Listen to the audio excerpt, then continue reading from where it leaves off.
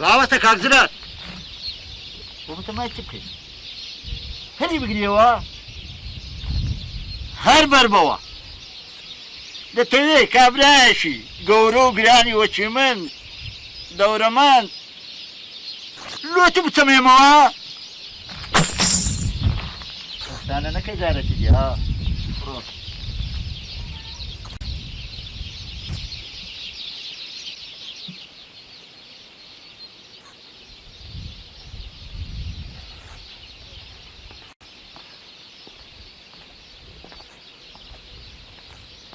کورە و کابرا و چ بوری بەرەوە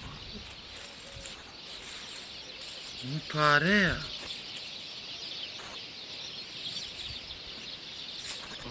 ئەوە سەرەتم گەشتی لێدا لا حول ولا قوة إلا بالله العظيم نەیهێش پیاوەکەش یاری بکردەوە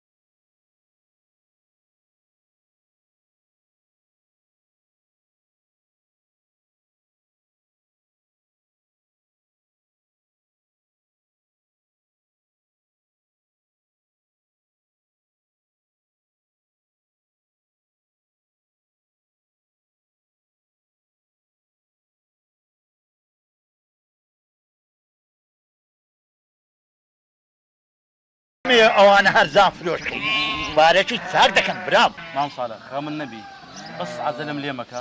دە باشە بزانم چ دەکەی. ئەرێ بەڕاست مام ساڵە ئەمدارەکانی عوسمانی ئامۆزەت هاتمن لۆ چ دیسان ئەو لە برستان بردیانە کوپیاوی شەرمەزار دەکەن دایمەن دەست پان دەکەنەوە دەبەستە. مام ساڵە دەستکوتی فەقیری شت بە پیاوی دەکات. نەخێروە نییە کاکە وەسی ئەوانە حەسوودن چایان بە منەر نایە. مام ساڵە فەقیرانی چیان نەکرێ داوای هەندێک داوای هەندێک سندانیان کردیا وازیان لێبینە کاک وەچی لەوانە. وەسی باش بێ نامی وێزارێکی دی باسی وانە لەکرم بکەی بکە عەقڵ لێجێت باشە. ئەی هاوادەش ئەوە چ درێژی هەیە.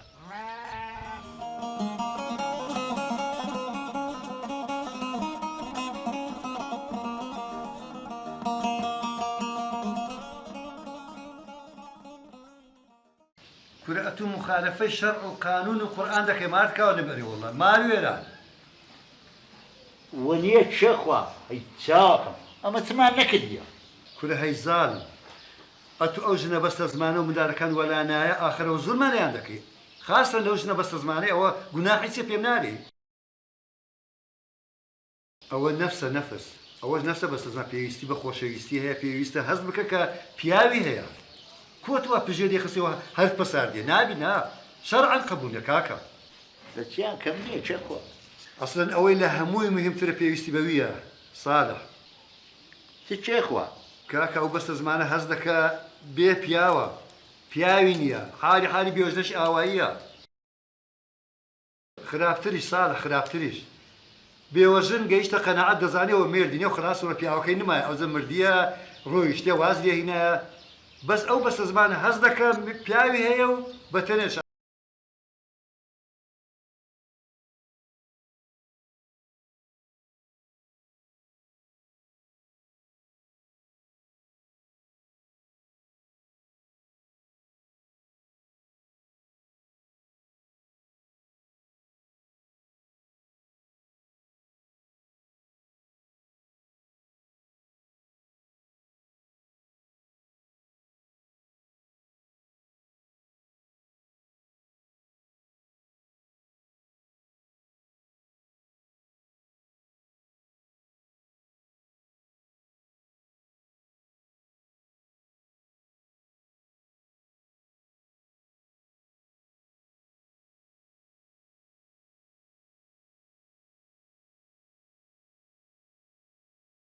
باش بلوت سباز مام ساڵە فرم ئەو دە جەنابەت ئەو هەبێ سفەت وەچی چی دەی خۆم لێ خەشیم دەکەی نازانێ من چم دایتە تو.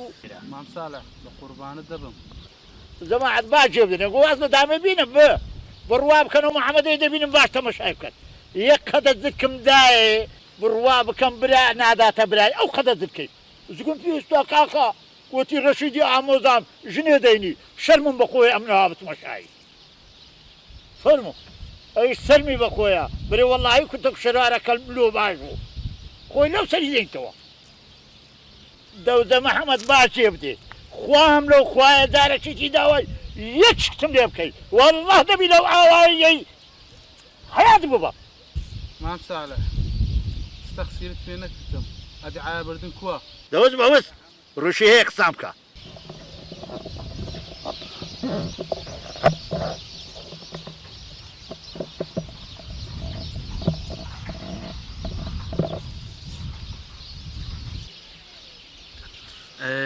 مام ساڵە بەس خوا لە قەرارەش دەمینێ ئەو پیاوە لەوها بەسە خۆداشکاندەوە.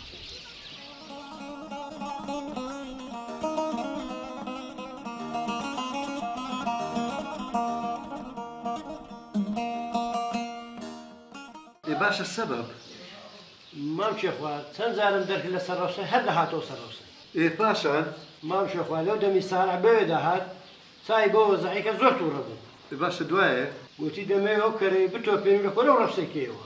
باشە پارچە حەبلە گوریسە کەژیاک بەنقادەک نەبوو لە پێی ئەو بە زمانی بێخن لۆی لە ڕەوسەکەی دوور بکەنەوە. مام شێخوا پێم گوت دەیبەستمەوە بە هەتا سەعابی پەیدا دەبی. طبیعی ساڵحیش قەناعەتی نەبوو بە قسانە دوی ئاوی نەخواردەوە نییە؟ بەرێ مام شێخوا طبیعی توش زرار وەشی پیاوان گوریسەکە سەرێک لە پێی کەرەکەی خست و سەرەکەی دی لە سامۆتەی زیری دیاخست و ئاخاری نایرە کوژات هەموو پێکرد هەتا کەری بە سەزمان پارچە پارچە بوو لە کۆڕ ڕەفسەت کردەوە نییە بەرێ مامچی خوا چارەم نەبوو ئەفەرین ئەفەرین لۆ خۆت و لۆ ساڵحی ئەوە کوو بە وەستە زمانی وێران جێبدێ زرار بەرێ مامچی خوا دەرێ ساڵحی دووز بە ئەو وەختەی کەر لۆمارە علی سۆری نەکڕاویتەوە هەوار بەحاری پێ برێوە تێنەگاتن بەو ملک و مالۆ پارێت دەتوان زولمە خەرج ئاوایەکەی بکاتن ئەو های پێور باشە بەرێ مامچی خوا دەوزاستە بڕۆ ئەو هاش پێ بری وەڵا بابەتەوە بەس مالات مام ساڵی غەزیان لێ بکاتن ئەوە چیەوە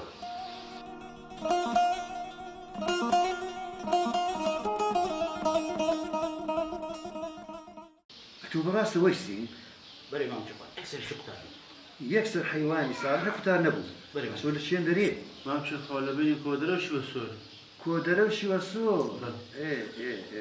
باشە وەیسی دەبێ شوانە ئاگادێ نەبی یان نووست بن مامچی خوا لە هیچ ئایا مەبەر بوو هەر هەمووی بەپێش خۆدا و هەمووی بردو ڕۆی وەیسەوە ئیندا دەبی لە سەرێ باران باری بیتن دەناو ئاوەرە چێ هات لێرە بارە نەباری ئەو ئیلا لە سەرێ باریە و ئاوەستە جارە مامچی خوارەوە بووە گاوارەکەی دنیا و لایگرتەوە باشە هەر هەمیان خنکان وەیسی بەرێ مامچی خوا هەر هەمووی خنکان دەشوانەکە و سێکان قوتار بوون دیارە ئەوەنش مەلەوە ساڵح بڕوا بکە زۆرم پێ ناخۆشە بەس ئەوە لێلەیە لەولۆژ دوای دیە دەزانیت چەند بەداوێتە کە بڕ بووی وەیسی خۆ ئاگەر لێ بوو سەلاح بەرێ مامچی خوا ئاگەمە لێ بوو